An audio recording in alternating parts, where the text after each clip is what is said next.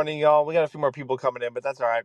We can go ahead and get started. So, it's Marketing Mondays, and every time I come on here, I talk a lot about Facebook ads, Instagram ads, all that stuff. And I definitely want to talk about that stuff again in a little bit to talk about some of the things that we found recently. But I really want to talk about, our bread and butter, right? Our Google ads.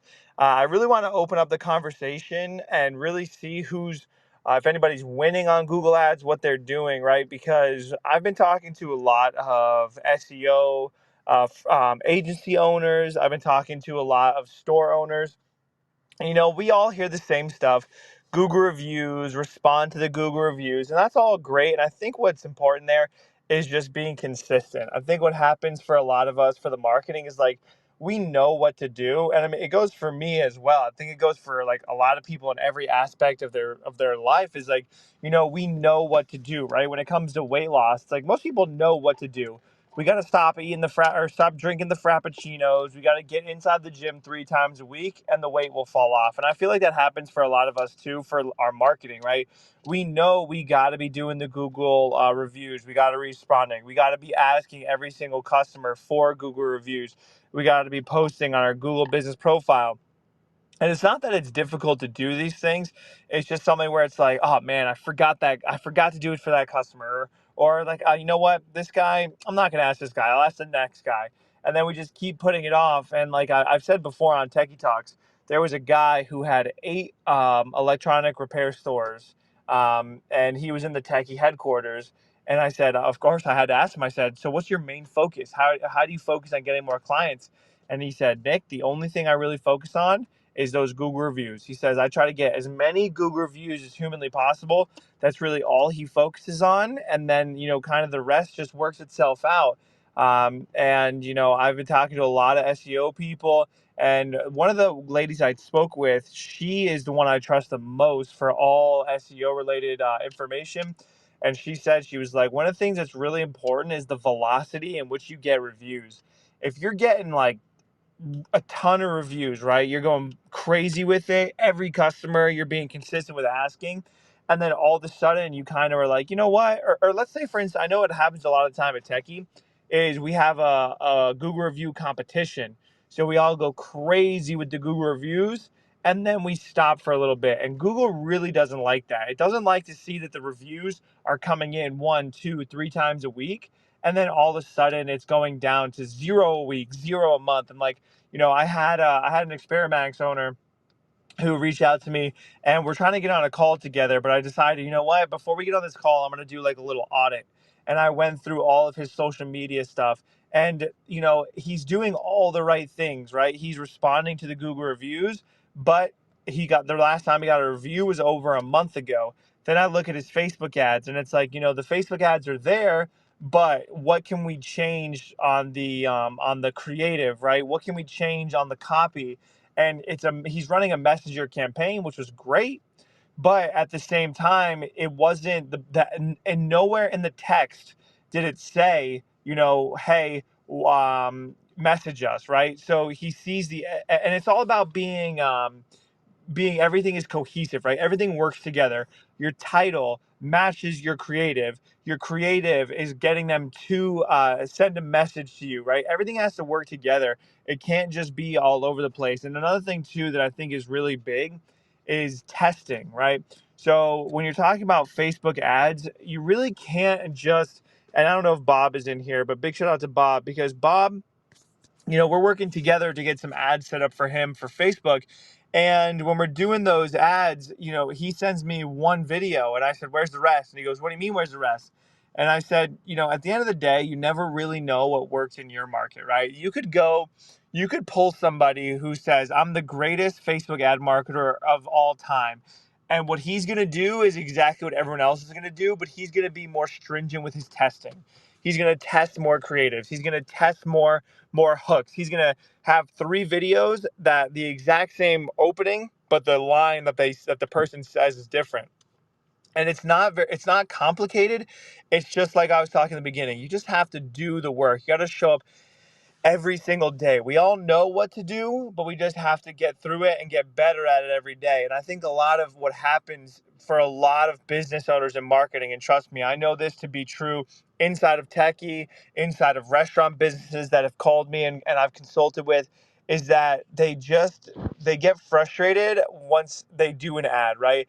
And you can't run an ad with the expectation that you're going to make money even on the week one, right? You have to run the ads thinking, okay, I'm going to make my mind up. I'm going to invest the money. I'm going to invest and take 60 days. Really, the 60-day goal should be where you're at. And I'll give you a little bit of a backstory here. So one of the guys who was my mentor, who taught me a lot of stuff I know about Facebook ads, he runs a large digital marketing agency, but it's pretty much strictly e-commerce.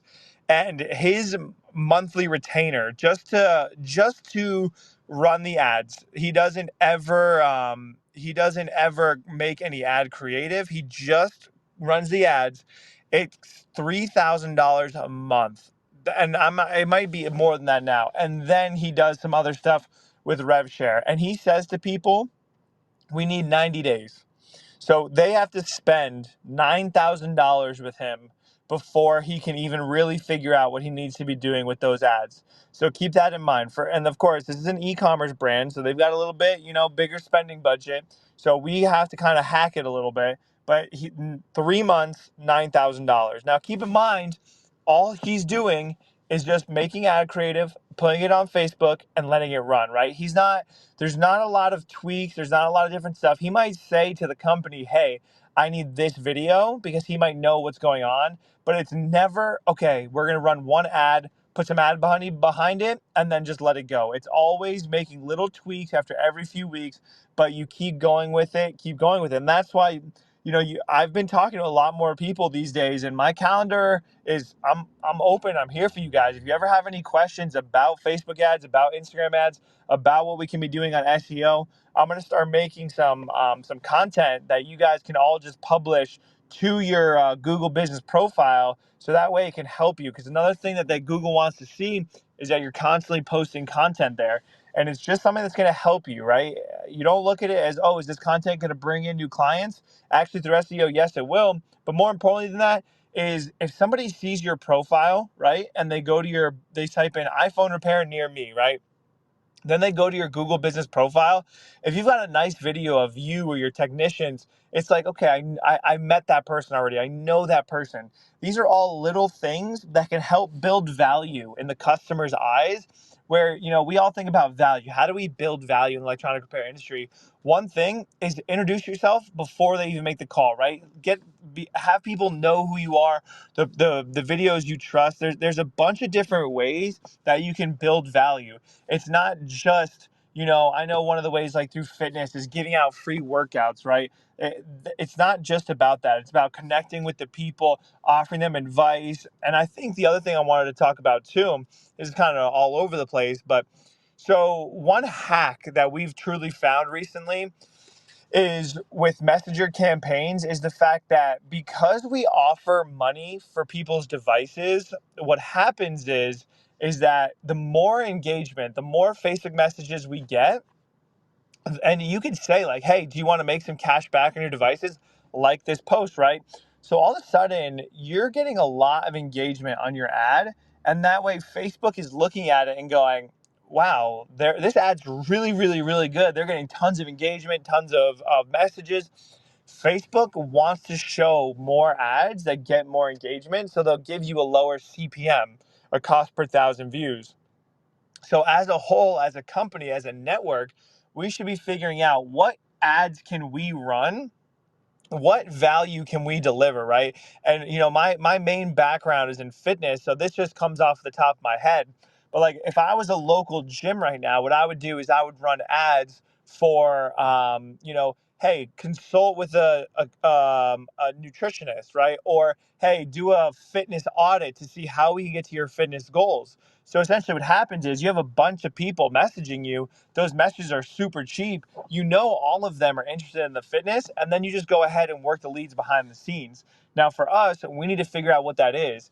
Hey, want to make your computer run faster? Send me a message and I'll help you clean out some storage. I think that's a great one right there. Hey, do you know, want to know some tips and tricks about how to use an iPhone? Sign up for our class. I know that's something that I'm not sure if it was David or who was doing that class, where they taught you how to where you guys taught them how to do stuff on their phone. I think that's a great idea.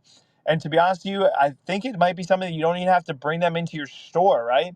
Have a Zoom session where you teach people all about, the tips and tricks of iOS 17 it's hot right now. Everyone's downloading it.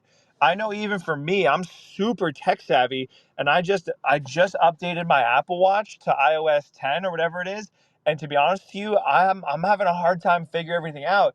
I think if you ran an ad and it just talked about looking to get help for your iOS device, then sign up for this Zoom call. Then you talk about it. You get a few hundred people in there, and at the very end, you just say, "Hey, if you're looking to upgrade to some new devices or use devices, you can come into us." Right? That's a huge opportunity to get a bunch of emails, and then you can constantly work that lead.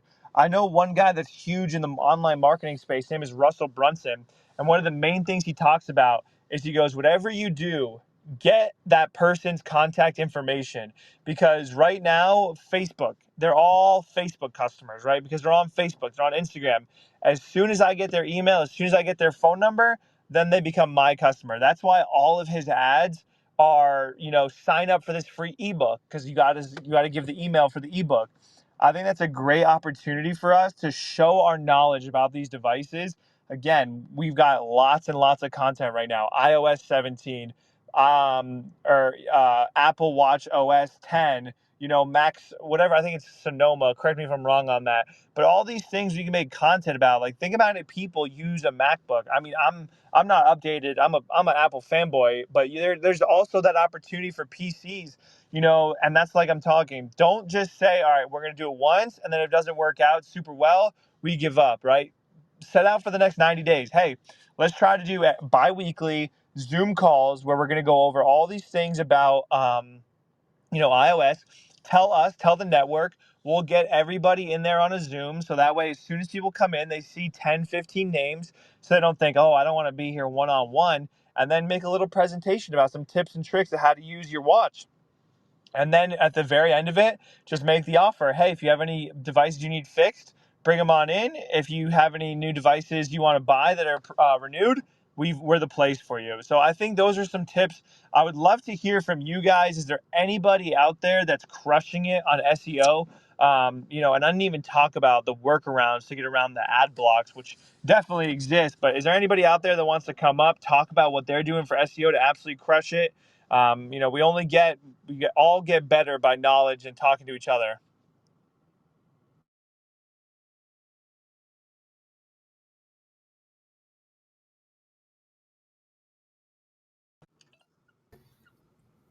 Hey, thanks, Nick. Really appreciate you coming up here and taking the lead. Those are obviously some really great tips and really great opportunities to take advantage of. And I totally agree with you.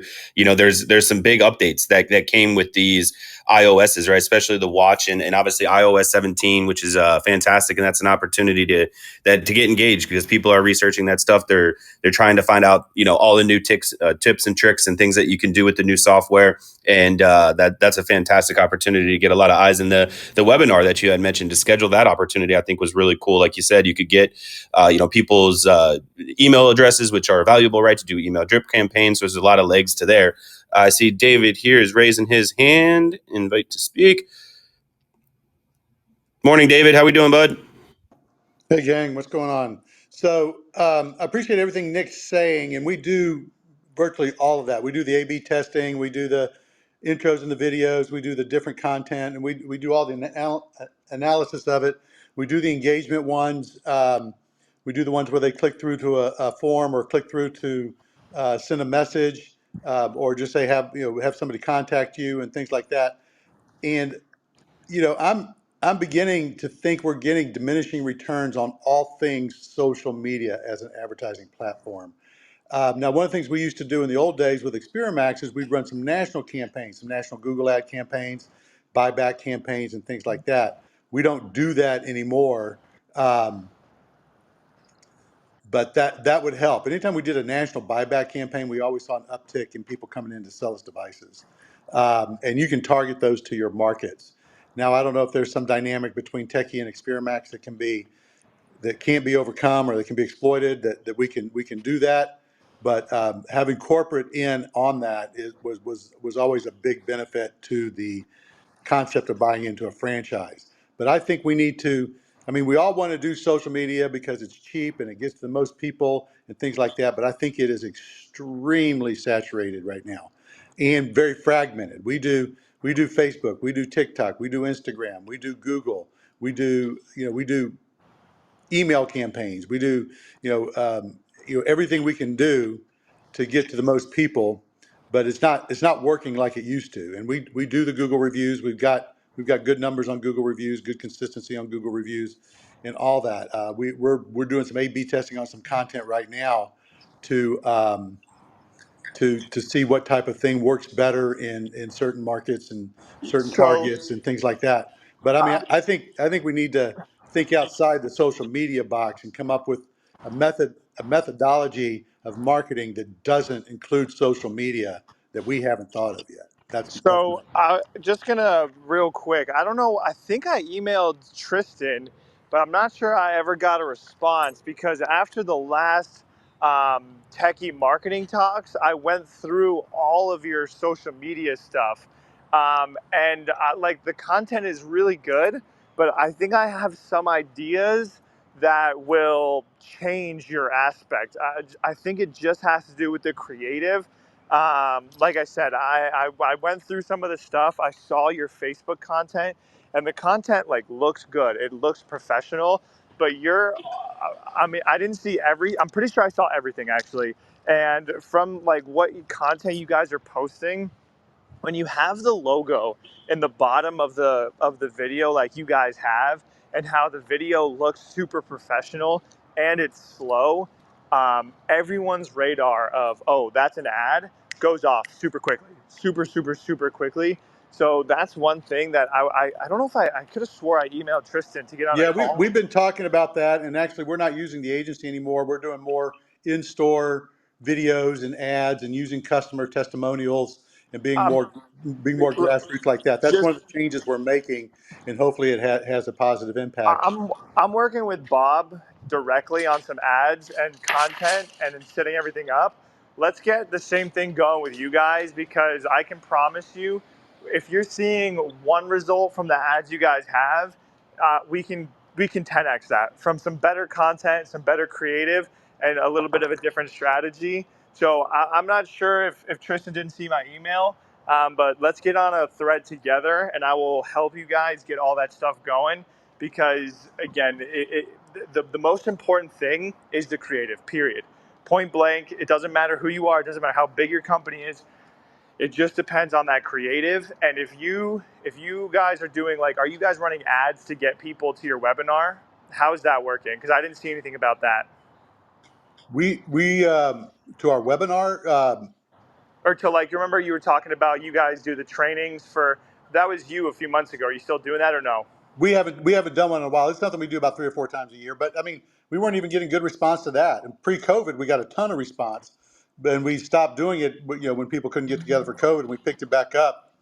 But we're doing a move in a month, and we're going to do a lot of in-store stuff. Yeah. We've got the professional photographer magazine photographers group coming in. We've got my BNI group was going to do a visit to the store. So we're doing a lot of networking stuff like that. We're doing a lot of promotions for the new store.